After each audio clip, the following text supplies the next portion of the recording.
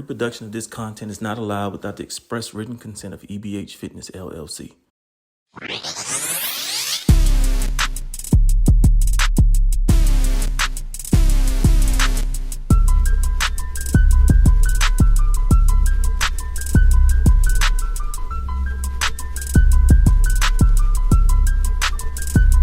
We're back.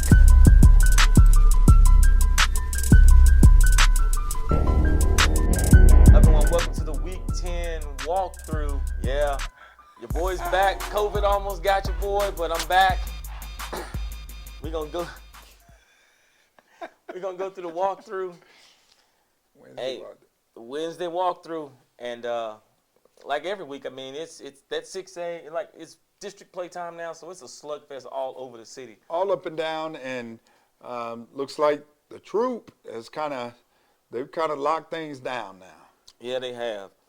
But let's get into the top 10 and see where they're playing at. So we start with Thursday. Thursday night, we got what potentially would have been a big matchup until about 2 weeks ago. 2 weeks ago, yeah. And you got East Lake versus Pebble Hills.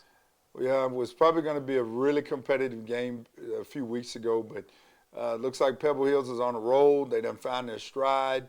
You know, it seems like everybody gets a little adversity during the season and finds their stride, and that's definitely Pebble Hills. So that's a Pebble Hills at least by 2 touchdowns. I do not disagree with you at all on that one, sir. I do not. Now let's get to Friday. So we're gonna start at 10 and work our way up. So the new inductee into the top 10, Bowie. Well deserved. They Yes, have sir. been on a roll. Yes, they have. And as they always say, you play who you play, you beat who you beat. And so they certainly are in on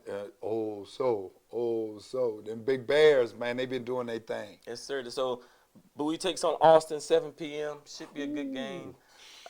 Austin has perennially has been one of the better teams here in the city, man. But Boy, that's a tough one. this is one of them. What do they call these games? Yeah, this is gonna be it's definitely gonna test Bowie. Yeah, it's definitely going to test Bowie. We're going every team has one of them games that we fixing to find out. Yeah. That's this game for them. I like Austin here. Woo! I know I like Go with that Pichardo. upset. Yeah, but Pichardo, man, that run game.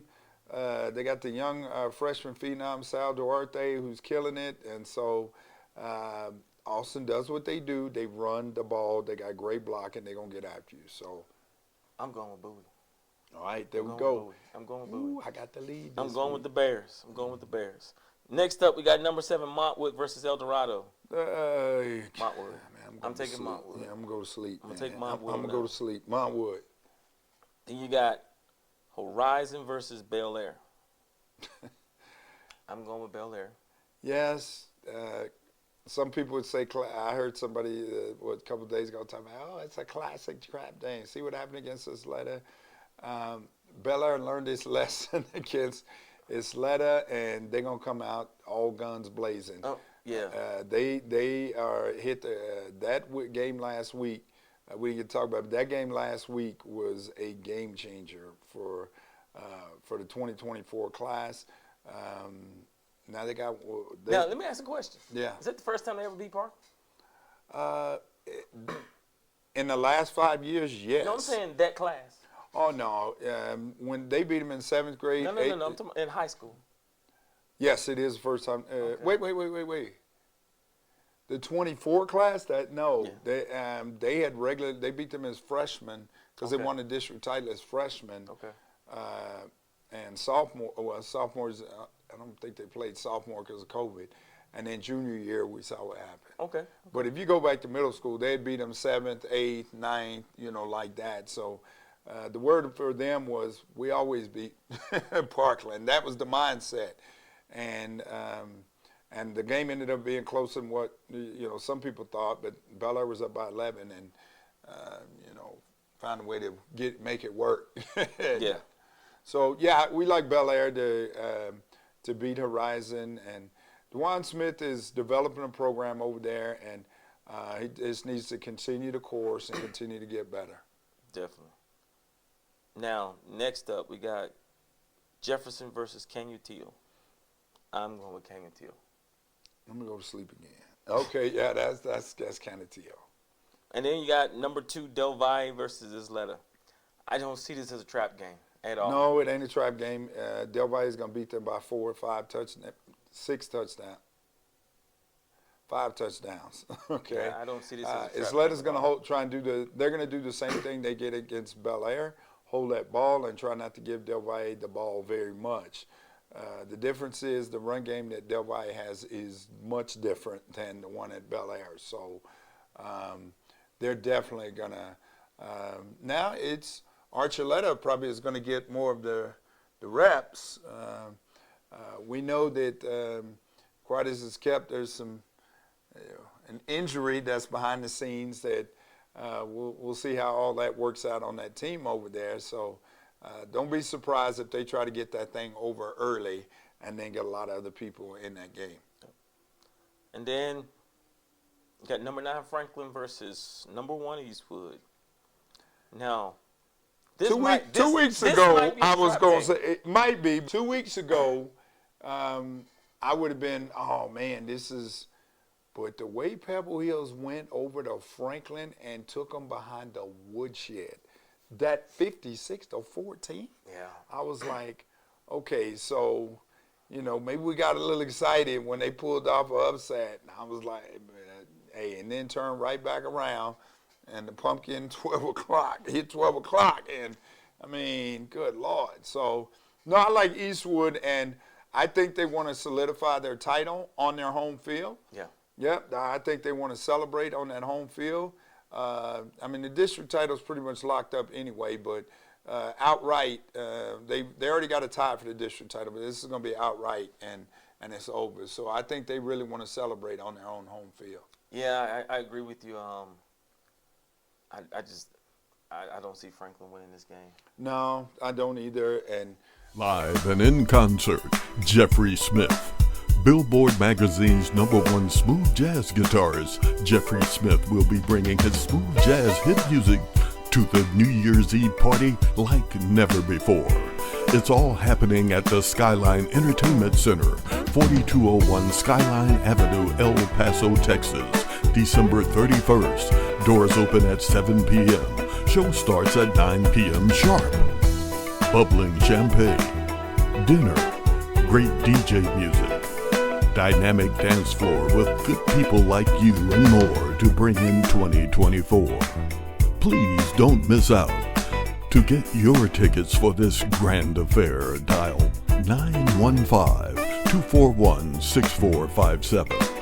That's 915-241-6457. Or go to SkylineEntertainmentCenter.com. That's SkylineEntertainmentCenter.com. Check out the main event flyer for more contact information. Tickets are also available on Eventbrite. Jeffrey Smith, live, in concert, New Year's Eve party, Skyline Entertainment Center, El Paso, Texas. Experience Jeffrey Smith.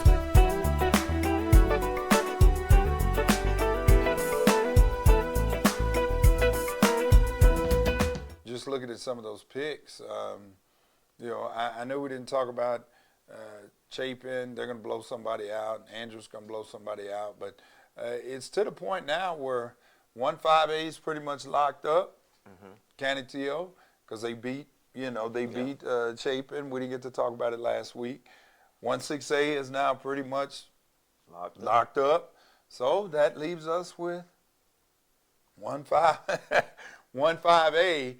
And as long as Bel Air takes care of business this week, and I have no doubt that's going to happen, last week of the season, we're going to have a big old game of the week for all of it. And, it's funny you said it because, even 1-4A, it's locked up, yeah. 2-4A, locked up. Locked up, yeah. I mean, so it's that's where everything is now. Yeah, everything. We didn't get to talk about it last week, but last week was pivotal. I mean, a lot of teams, went ahead and locked the gates and turned the knob. And so now we're at the point now where here we go. We're going to be down to 1 or 2 districts, I think, at the end of the day. That especially if Austin pulls off the upset of Bowie, that changes a little bit in there. But then you kind of look at that and say, well, shoot, that means Riverside just is the big dog. I mean, Riverside becomes that one, and Austin's, I think if I remember right, Austin played Riverside already. They did. Got drugged. Yeah, so that would leave Riverside. If we get an upset this week with Austin, that pretty much will lock the gates for, quote unquote, lock the gates for Riverside for this, this week. And so I'm looking for some really good games this week. And I know we didn't get a chance last week, sickness, to talk about the folks that are in the driver's seat for the, for the Player of the Year, BSR Player of the Year, and the various position guys. And again, we know that there's a couple of things that's gonna got to get fixed. And boy, I tell you what, it is gonna go down to the last couple weeks. And I don't know when we cutting off the stats at regular season. Regular season. Okay, yeah. So we cutting off the stats at regular season. Other folks are just going to the playoffs. But we're gonna cut it off at regular season. So young men, if you're gonna do something out there, you better do it quick. All right, you got this week and next week, and that's it. And regular season. And so the final, the I won't say finalists, but we've got the list down to 7 in the different best wide receiver, quarterback, running back, linebacker, defensive end, and player of the year. And so we'll go. Our final will be after that last week. Like that Monday, we'll pull the stats, look at everything, and then we'll put out the finalists. Right. And I think it'll be 5 players in each category. It's going to be tough. Right. It is going to be tough. And got some nice little trophies for these young men and all of that. So that's going to be a great banquet. Banquet, 7 December. That is a Wednesday or Thursday. Right. It's during the week, 7 p.m. We'll get that information out here very soon. So we'll definitely give everybody at least a month out to start planning for that. So plan and get things right and get things together. And we certainly looking for a good time for these young men. Hopefully, obviously the families come, maybe the coaches or 2 will come, which would be great. Sit at the table with their coach or position coach or head coach, what have you, and then do the announcements and all of that at the ceremony. But we're excited. We've had some dynamic football this year. Those top players this year, they've all risen to the top. It's interesting. Those who you knew kind of going into the season were going to be those kids. Well, interesting enough, they've been those kids. I mean, there's been some who a couple of surprises. Who didn't quite make it. Didn't quite get over the hump. What you thought it didn't turn into the player that you thought you were going to see there. But right. For the most part, there was a lot of pleasant surprises. Oh, no doubt about it. A lot of them. No doubt about it. And so. But there's and you got some, man. We got some young players that have really stepped up as well too. Yeah. Some young players that have stepped up, and what's going to be interesting when we start shaking all of these out. I mean, I remember early midway through the season, a lot of young sophomores and a couple of freshmen were really getting it done. And then as you move to the end of the year, it's kind of slowed down a little bit for those. And it's more it kind of happens. The people's senior experience, juniors, seniors with a lot of experience on the football field have tended to kind of do this. And it was interesting to watch that happen, that you had a lot of young people that jump out the gate quick. And then it kind of slowed down for them as the wear and tear of the season moved along. The guys who've been in the weight room longer for 4 years, 3 years, they've kind of risen to the top. They know the grind. Oh, one big thing we forgot. I know I've got this red on, right? Little red, gray. And I just want to say, how about them 49ers this week?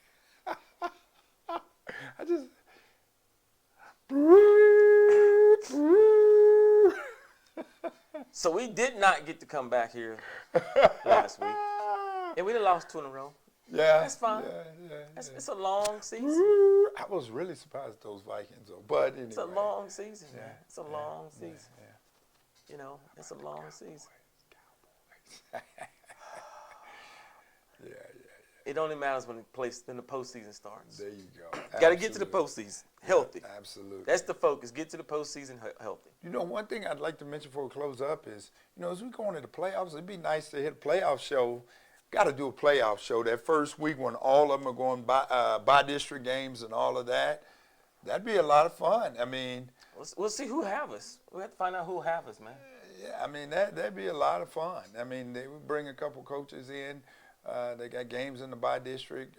Hopefully, those ones that are in the city, and get them to see if we can get one or two to stop in and tell us about, you know, how they feel about going to the playoffs, which would be really good. And then talk about a couple of those matchups. It's always tough for El Paso in that first round. Yeah. And so it might be nice to see. We might better get a remote interview in or two. Oh, yeah. Yeah, I have to make some phone calls this week Yeah. as everything wraps up. But hey, week 10 walkthrough. We'll see you guys on Saturday for the wrap up. Been another episode of Borderland Sports Report. Thank you guys for watching. See you later.